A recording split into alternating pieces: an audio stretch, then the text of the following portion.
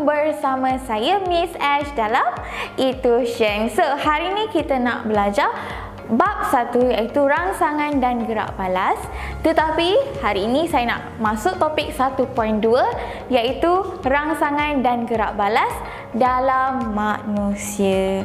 So, tetapi di akhir pengajaran ini saya akan terangkan tentang mata dan juga telinga. Okey, sebab apa? Sebab bab ni panjang, ada 5 organ dia.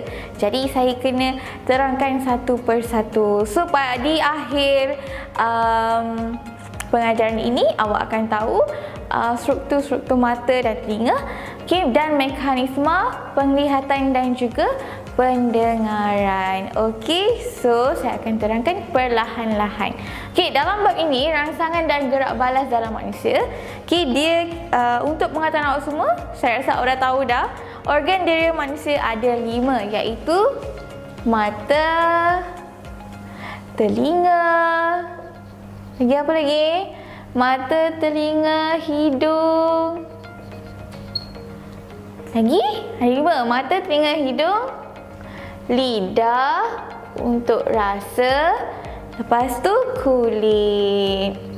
Okey, dan setiap organ dirinya dia mempunyai rangsangan yang berbeza. Macam mata, rangsangannya cahaya, telinga rangsangannya bunyi, hidung rangsangannya bahan kimia yang ada dalam udara, lidah rangsangannya adalah bahan kimia yang terdapat dalam makanan, dan kulit rangsangannya adalah sentuhan. Okey. Okey, so hari ini saya ingin menerangkan tentang mata dan juga telinga dahulu. Okey, kita tengok dekat sini mata. So ini adalah keratan rentas mata, dan mata merupakan organ deria yang membolehkan kita untuk melihat. So dekat sini keratan rentas, kalau awak tengok mata dibelah dua, inilah kita panggil dia punya struktur-struktur yang adalah dalam mata. Okey, so maafkan saya kalau saya punya lukisan ni tak berapa nak cantik, tapi saya cuba yang terbaik. Okey, so ini adalah mata. Okey, struktur yang ada dalam mata kita ada otot cilium, sklera, choroid, retina, bintik kuning, saraf optik, bintik buta, konjungtiva, kornea, pupil, iris, gelemer dan ligamen penggantung. Dan untuk pengetahuan awak, setiap struktur yang ada dalam mata ini mempunyai fungsi yang berbeza. Okey, dan hari ini saya akan terangkan kepada awak. Okey, kita tengok otot cilium di sini. Kita tengok otot cilium dahulu. Okey, otot cilium dekat sini. Ini adalah otot cilium.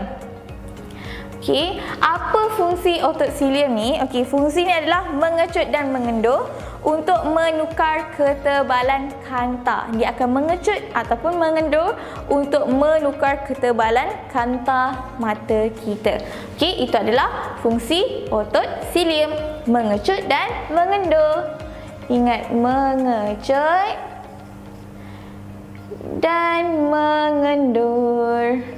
Untuk apa dia mengecut mengendur tu? Untuk menukarkan ketebalan kanta mata kita. Okey, lepas tu kita ada sklera dekat sini.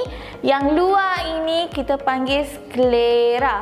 Okey, apa itu fungsi sklera? Dia melindungi mata dan memberi bentuk kepada mata. Melindungi mata dan memberi bentuk kepada mata. So, mata kita kekal bulat. Tak adalah tukar tiba-tiba hari ini 3 segi, petak, bulat. Tak, okey. Itu adalah fungsi sklera. Okey, melindungi dan memberikan bentuk kepada mata. Okey, kemudian kita ada choroid di bawah. Sklera ni kita ada choroid. Apa itu fungsi choroid? Dia adalah pigmen hitam yang menyerap cahaya dan menghalang pantulan cahaya. Dia adalah satu pigmen hitam. Okay, dia adalah satu pigmen hitam yang menyerap cahaya dan menghalang pantulan cahaya. Itu adalah fungsi choroid. Okay, pigmen hitam menyerap cahaya, Okay, mengelakkan pantulan cahaya. Okay, kemudian kita ada retina. Dekat dalam ni kita ada retina. Okey, apa itu fungsi retina? Untuk pengetahuan awak, retina sangat-sangat penting dalam mata kita. Okey. So, apa fungsi retina? Fungsi retina mengesan rangsangan cahaya dan menukarkan rangsangan tersebut kepada impuls. Okey. Menukarkan rangsangan cahaya tadi kepada impuls. Okey. So, retina mengesan rangsangan cahaya. Bila dia dah kesan rangsangan tadi tu, dia akan menukarkan rangsangan tersebut kepada impuls saraf. Okey, so untuk pengetahuan awak, dekat dalam retina ni mempunyai dua sel yang berbeza, iaitu sel rod dan sel kon. Okey, dua sel yang berbeza, sel rod dan sel kon. Okey, apa fungsi sel rod dan sel kon? Okey, sel rod ni terlibat dalam penglihatan dalam keadaan malap ataupun malam. Itu adalah sel rod. Okey, untuk penglihatan malam ataupun malap. Okey, jadi untuk sel rod ni tiada warna yang terlibat. Okey, tetapi dia peka kepada perubahan kecerahan tetapi tidak ada warna. Dia peka kepada perubahan pencahayaan tetapi tidak kepada warna. Okey, kemudian untuk sel kon pula dia terbaliklah. Dia fokus kepada penglihatan pada waktu siang. Okey, penglihatan pada waktu siang. Okey, dan peka kepada cahaya berwarna biru, hijau, merah dan campurannya. So, ini tiada warna. Untuk sel rod tiada warna. Sel kon mempunyai warna sebab pada waktu siang. Sebab tu kalau malam awak perasan, kalau awak pada waktu malam tak ada cahaya sangat, awak nampak warna hitam putih saja ataupun kelabu, betul tak? Kalau untuk sel kon siang, nampaklah baju saya warna biru, bibir saya warna pink, kulit saya warna coklat. Okey, itu adalah fungsi untuk sel rod dan sel kon. Awak kena ingat kadang-kadang dalam exam dia tanya, sel apakah yang ada dalam mata? Sel apa? Okey, so sel rod dan sel kon. Okey. So kemudian kita ada bintik kuning. Okey, apakah fungsi bintik kuning? Bintik kuning. Okey, bintik kuning fungsinya tempat yang paling peka terhadap cahaya. Awak ingat kuning adalah warna cahaya. Jadi dia adalah tempat yang sangat peka terhadap cahaya. Ingat kuning, ingat cahaya. Okey, saraf optik pula fungsi dia untuk menghantar impuls saraf ke otak. Okey, sama je semua saraf optik ke, saraf auditory ke, segala saraf lah. Fungsi dia sama untuk menghantar impuls saraf ke otak. Okey, dia menghubungkan organ diri kita ni kepada otak. Okey, itu adalah fungsi saraf. Kemudian kita ada bintik buta ataupun blind spot. Okey, bintik buta. Apa fungsi bintik buta? Mestilah bahagian retina yang tidak peka terhadap cahaya. Sebab tu kita panggil bintik buta. Dia adalah bahagian retina yang tidak peka terhadap cahaya. So kalau cahaya pergi dekat situ, kita tak akan nampak apa-apa. Sebab tu kita panggil sebagai bintik buta. Okey, macam kereta pun kita ada blind spot ataupun bintik buta. Sebab tu kadang-kadang awak perasan orang yang bawa kereta, walaupun ada side mirror, dia kadang-kadang dia kena pandang belakang. Sebab apa? Walaupun side mirror tu tak nampak semua tempat. Dia still ada bintik buta. Okey. Kemudian kita ada konjungtiva. Okey, apa fungsi konjungtiva? Okey, fungsi konjungtiva adalah membran nipis dan lutsina yang melindungi kornea. Okey, konjungtiva dia adalah membran nipis dan lutsina yang melindungi kornea. Okey, lepas tu kita ada gelemaca dekat dalam ni. Okey, dalam ni kita panggil gelemaca. Okey. Gelemaca, apa fungsi gelemaca? Dia membantu memfokus imej pada retina dan mengekalkan bentuk bola mata. Membantu memfokus imej pada retina dan mengekalkan bentuk bola mata. Gelemaca. maca. Okey. Kemudian awak ada kornea. Okey, apa itu fungsi kornea? Siapa tahu? Okey, fungsi kornea membias dan memfokus cahaya pada retina. Dia membias dan memfokus cahaya pada retina. Untuk apa? Untuk penglihatan kita, untuk menghasilkan imej. Dan kita ada pupil. Okey, kita ada pupil dekat sini. Apa fungsi pupil? Adalah untuk membenarkan cahaya memasuki mata dekat sini. Okey, awak perasan, kalau awak perasan, pupil kita ni adalah anak mata tu. Anak mata sebenarnya pupil. Dia akan mengecil dan membesar.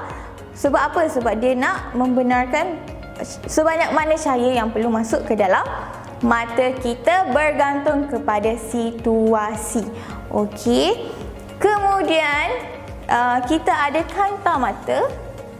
Apa fungsi kanta mata? Memfokus cahaya untuk membentuk imej. Okey. So kanta mata ni fungsi dia memfokus cahaya untuk membentuk imej pada retina. So maksudnya kanta mata kornea ni dia ada kena mengena dalam mekanisme penglihatan. Dia membantu mekanisme penglihatan. Kemudian kita ada iris. Iris ni yang tepi ni ada dua, atas bawah, kita panggil iris. Okey, iris fungsi dia mengawal saiz pupil. Dialah mengecilkan, membesarkan pupil kita ni. Okey. Kemudian kita ada gelemer. Okey. Gelemer dengan gelemacan dia sama. Dia adalah satu struktur yang macam jelly-jelly. Tetapi yang ni gelemacan kat sini, gelemer dekat luar ni lah. So gelemer, apa fungsi dia? Dia membantu memfokus imej pada retina dan mengekalkan bentuk bola mata. Sama je fungsi dia macam gelemaca. Semua yang ni gelemer, gelemaca. Okey, dekat dalam ni, dekat luar ni. Dan akhir sekali kita ada ligamen penggantung. Apa fungsi ligamen penggantung? Fungsinya memegang kanta mata pada kedudukannya. Inilah ligamen penggantung, memegang kanta mata pada kedudukannya supaya kanta mata kita ni tak bergerak, tak ke atas, ke bawah, ke kiri, ke kanan, ke depan, ke belakang. Dia untuk mengekalkan kanta mata di tempatnya. Okey. So, itu adalah sebenarnya adalah struktur-struktur yang ada pada mata kita. Kita dah tahu struktur. So, sekarang kita nak tahu macam mana mekanisme penglihatan berlaku. Okey, jadi mekanisme penglihatan, okey, pertama sekali, cahaya daripada objek akan memasuki mata melalui pupil. Cahaya daripada objek akan memasuki mata kita melalui pupil. Dekat sinilah. Okey, lepas dia dah masuk dekat pupil, apa jadi? Cahaya akan dibiaskan oleh kornea, gelemer, kanta mata dan juga gelemaca. Okey, cahaya akan dibiaskan melalui kornea, gelemer, kanta mata dan gelemaca. Dan dia selepas dibiaskan, imej songsang akan terbentuk pada retina. Dekat retina ni, imej songsang akan terbentuk. Songsang dan juga imej dia lebih kecil lah. Songsang, apa maksud songsang? Songsang tu terbalik. Kalau saya berdiri macam ni, awak nampak kepala saya ke bawah. Dalam mata lah sebenarnya. Tetapi bila dah masuk ke otak, dia jadi bentuk imej saya yang asal lah. Okey, dan kemudian bila imej songsang terbentuk pada retina, apa yang terjadi? Okey, imej merangsang fotoreseptor pada retina untuk menghasilkan impuls saraf. Okey, bila impuls saraf dah dihasilkan, impuls saraf akan dihantar ke otak melalui saraf optik dan otak kita pula akan mentafsirkan imej tersebut. Okey, dan mengubah imej songsang menjadi imej tegak semula dan awak nampaklah seperti biasa. Nampak kompleks kan? Tapi tak, sebenarnya senang saja. Okey, saya ulang semula. Okey, cahaya akan masuk melalui pupil.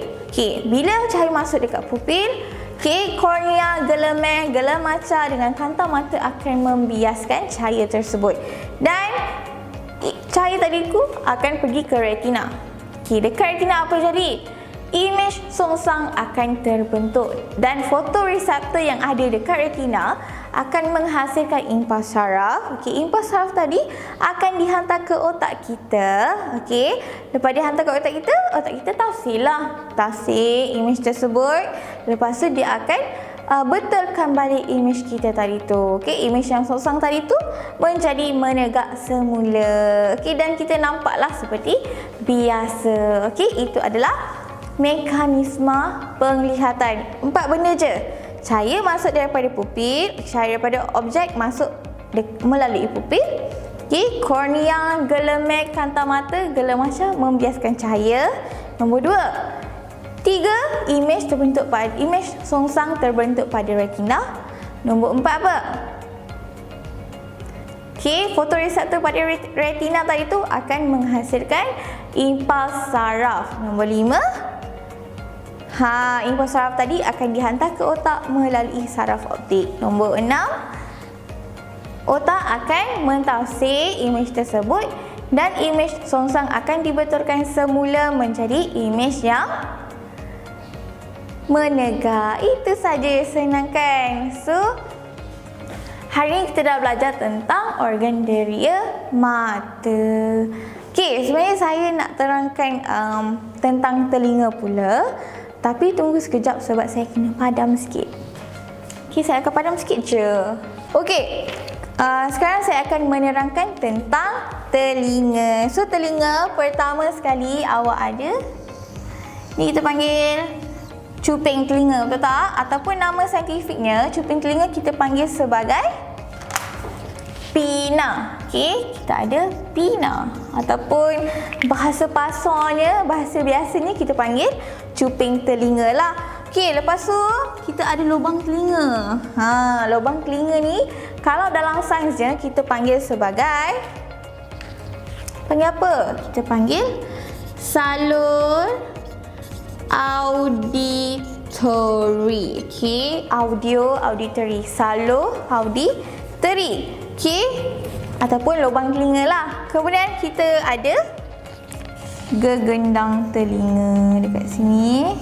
Okey, gegendang telinga. Kita ada gegendang telinga. Nampak tak saya lukis? Okey, kemudian kita ada tulang osikal. Okey, tulang osikal. Lepas tu siap-siap. Tulang osikal. Okey, ni dua ni tulang osikal dan dia berdekatan dengan, dia bercampur dengan jendela bujur. Okey, jendela bujur. Kemudian jendela bujur bersambung dengan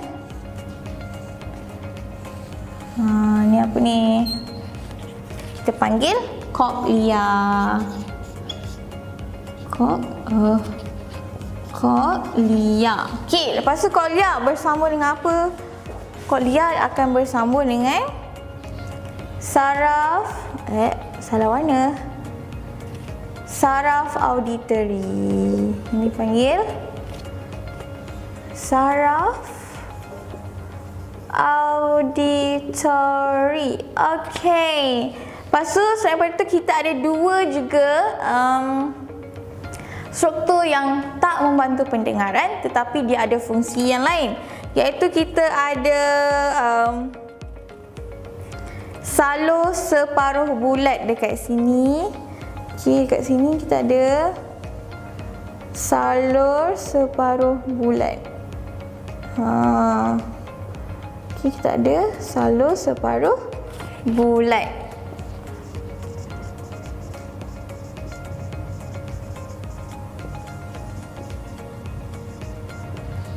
Dan lagi satu kita ada, okey, dalam telinga kita ada tube Eustachio. Tube Eustachio tu, okey, saya akan lukislah. Dia berada dekat sini.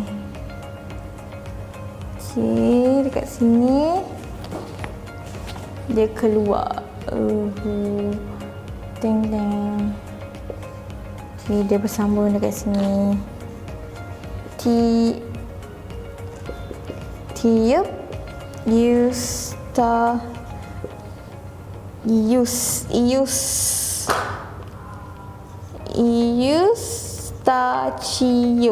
Okey, so ini adalah struktur telinga kita. Okey, kita ada pinna, salur auditory, gegendang telinga, okey, tulang osikal, jendela bujo, koklea, salus paruh bulat, saraf auditory dan juga tiup Eustachio.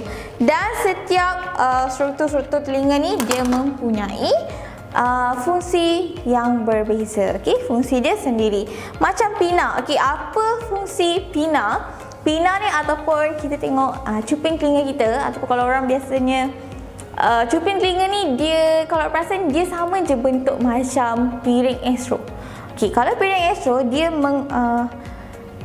dia menyerap gelombang frekuensi untuk siaran lah.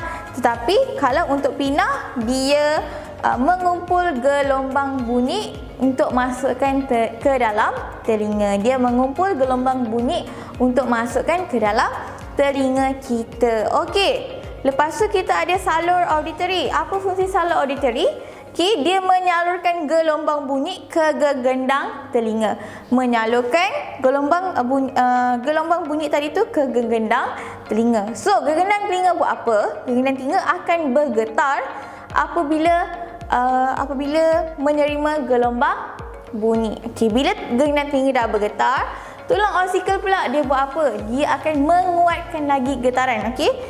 So, fungsi tulang osikal ni dia akan memperkuatkan lagi getaran dan menghantarnya kepada jendela bujo. Okey, apa fungsi jendela bujo? Okey, jendela bujo ni menghantar getaran kepada koklea. Koklea ni pula apa fungsi dia? Dia menghasilkan impuls saraf untuk dihantar ke otak. Dan salur auditory inilah laluan impuls saraf tadi tu untuk pergi ke otak. Okey, selain daripada itu kita juga ada salur separuh bulat dan tiup Eustachio. Okey, apa fungsi salur separuh bulat? Okay, salur separuh bulat ni fungsi dia untuk mengawal keseimbangan badan kita. Okay, so telinga daripada mendengar, dia juga mengawal keseimbangan badan. Okay, kemudian kita ada tiup Eustachio. Fungsi dia untuk mengimbangkan tekanan udara yang berada dalam telinga kita. Itu adalah fungsi tiup Eustachio. Okay.